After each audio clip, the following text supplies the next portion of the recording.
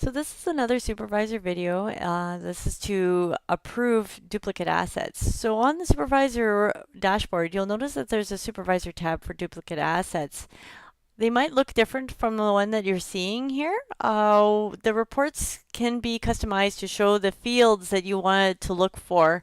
In this case, the most important thing was to make sure that the PO number and the PO price was included, as well as whether or not these devices are networkable. You'll see as we scroll across to the right there.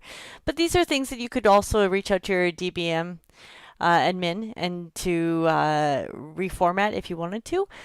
But we're going to go straight into the reason why this report is here is that these devices were duplicated from a asset that is currently approved. It shows up on this list because the created date and the accepted date are not correct. The created date is actually older than the accepted date sometimes, or the approval date is not relating to the created date. It should be created, approved, accepted, approved, that kind of format to it. Well, accepted, created, and then approved. So if that doesn't confuse you enough, we'll go right into it. So we'll pick an asset here.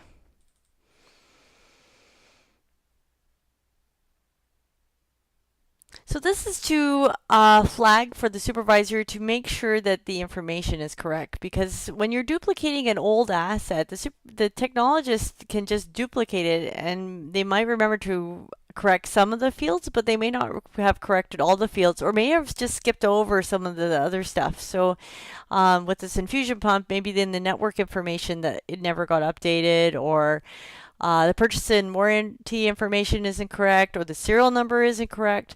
So these are things that you'd want to go and check, just to peruse through all of them to make sure all the information was done properly. Once you're okay with the record, then you can set the approval date to today. And what that will do is that once you save it, it should clear it off the list.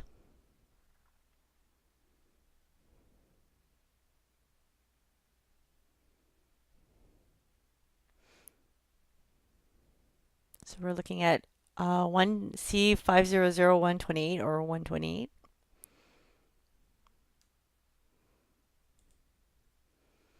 So when we refresh this guy, 128 should disappear.